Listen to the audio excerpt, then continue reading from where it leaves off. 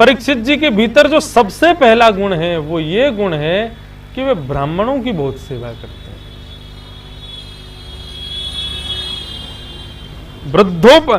एकमात्र ऐसे राजा थे जिन्होंने एक छत्र सम्राट बनके रहे वो, लेकिन अपने सम्राट अपने बहुत कम उम्र में राज्य गद्दी पर बैठ गए थे परीक्षित जी महाराज, क्योंकि पांडव उनको राज्य गद्दी दे करके और प्रस्थान कर गए थे स्वर्गारोहण को।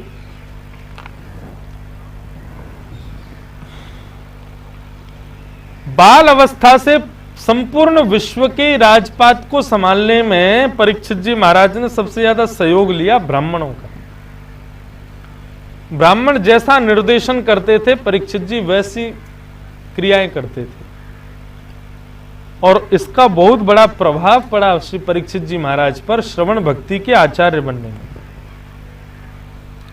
वृद्धोपासन सेवया, ये गुण है उनका पहला। दूसरा गुण क्या है?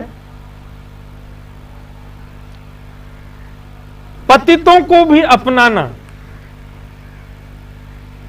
ये श्री परीक्षित जी का दूसरा गुण है। पतित यानी कि पापी हो, कैसा भी हो, व्यसनी हो, दुराचारी हो, ऐसे को भी अपनाना। अब आप कहेंगे ये तो कैसी बात कर रहे हो आप, ऐसे व्यक्ति को हम अपना कैसे सकते हैं?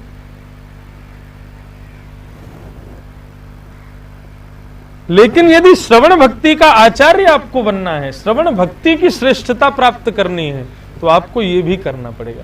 पहला गुण ब्राह्मणों की अनंत सेवा, और दूसरा गुण पतितों को भी अपनाना। भगवान बुद्ध एक बार अपने समस्त भक्त मंडली के साथ में विचरण कर रहे थे।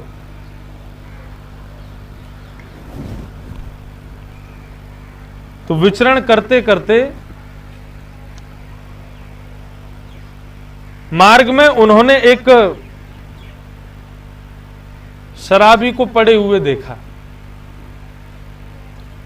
शराबी को पड़े हुए देख, अब जो आदि और भी भिक्षुक थे उनके साथ, वो सब तो चलने लगे, लेकिन भगवान बुद्ध वहीं रुक गए। बेचारा नाली के किनारे पड़ा था, मक्खियां भिनभिना रही थी उसके ऊपर। भगवान बुद्ध के समस्त भक्त आ गए, आकर के चरणों में प्रणाम किया, बोले गुरुदेव चलें, आगे चलें, यहां रुकना ठीक नहीं। बोले क्यों? बोले इसने पी रखी है, ऐसे के पास हमको रुकना नहीं चाहिए। भगवान बुद्ध बोले उसने पी रखी है, हमने थोड़ी पी रखी है? उसने पी हुई है, हमने थोड़ी पी है।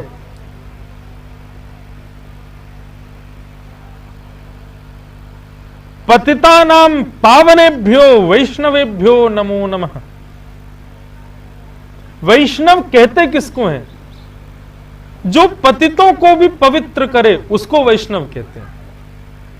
पहले से पवित्र हैं, तुम उन्हीं के बीच में बैठ के कथा सुनाओ, उन्हीं को मंत्र दीक्षा दो, उन्हीं को माला पहनाओ, उन्हीं के पास बैठो, उन्हीं से मिलो, उन्हीं से जुलो, और बेचारे जो पापी हैं उनसे दूरी बना लो, तो फिर तुम काय बात के वैष्णव हो?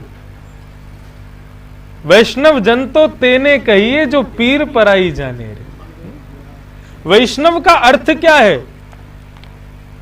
पतिता नाम पावनेभ्यो, जो दुराचारी हैं, दुराग्रही हैं, ऐसे लोगों को भी पवित्र करने के प्रयास में जुटे रहें, उनको वैष्णव कहते हैं।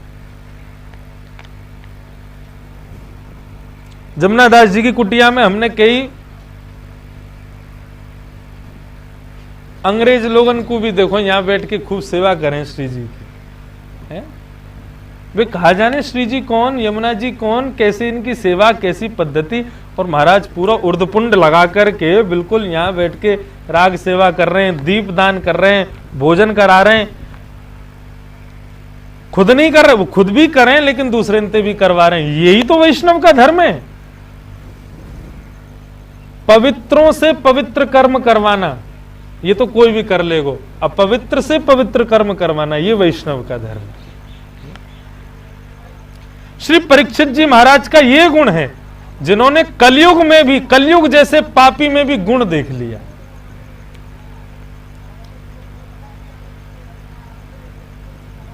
श्री बुद्ध भगवान ने जब देखा कि वो शराब पी करके पड़ा है, तो उसको उठा करके उसके घर ले गए।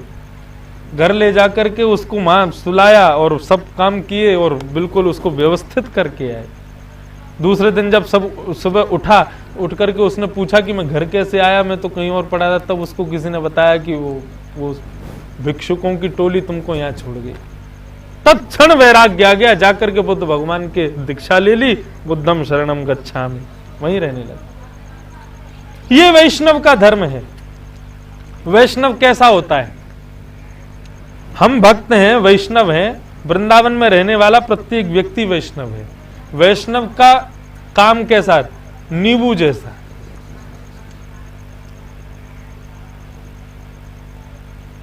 5 किलो दूध की तुमको कोई सब्जी बनानी है, बना सको? दूध की सब्जी 5 किलो दूध ना बनेगी। वहां में एक नींबू निचोड़ दो, वह निचोड़ के फिर छान दो, पनीर बन जाएगा, बढ़िया सब्जी बन जाएगी।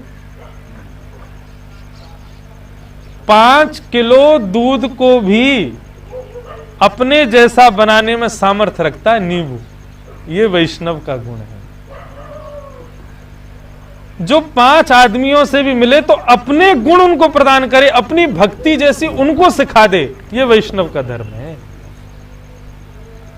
और विशेष रूप से पतितों को, पापियों को सुधारने में जो लगा रहे, उसको वैष्णव कहते हैं। यह परीक्षित जी का दूसरा लक्षण है। पहला गुण क्या बताया था? ब्राह्मणों की सेवा।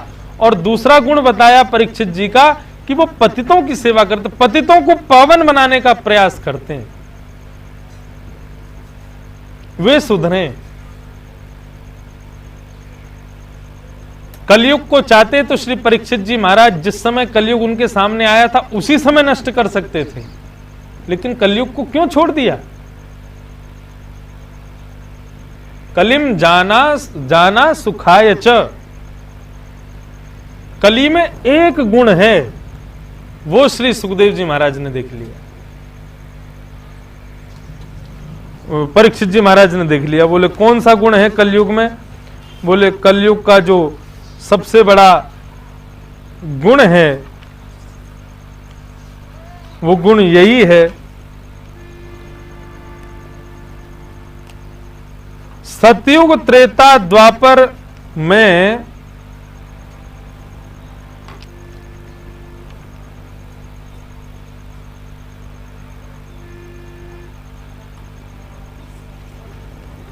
यत् फलम नास्ति तपसा नायोगेन समाधिनः तत्फलम लभते सम्यक् कलौ केशव कीर्तनात्।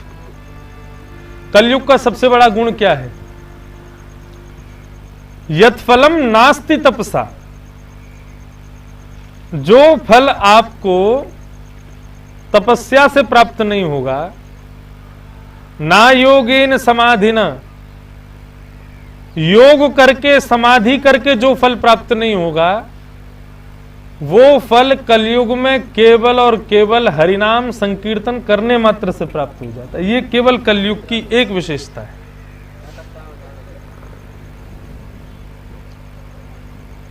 ये विशेषता है कलयुग की।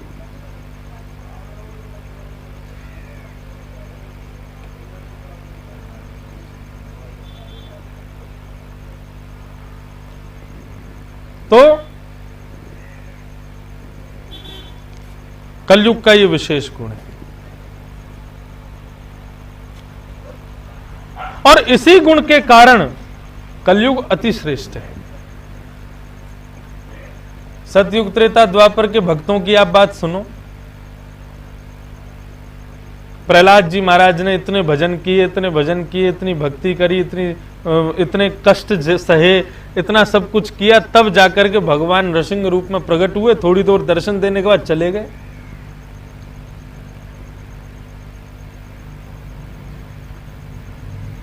ध्रुव जी महाराज ने कितना घनघोर तपस्या 5 महीने तक करी, तब जाकर के हरि भगवान गरुड़ पर आरूढ़ होकर के आए। थोड़ी देर दर्शन दे के वो भी चले गए। पृथु महाराज ने भगवान की पूजा करी, भगवान की अर्चना की, ध्यान किया, भगवान प्रकट हुए और आशीर्वाद देकर के चले गए। वृत्रासुर ने भगवान की स्तुति गाई, भगवान ने प्रकट ही नहीं हुए, ऊपर से आकाशवाणी में से दर्शन दे दिए और दर्शन देके अंतर ध्यान। कलयुग में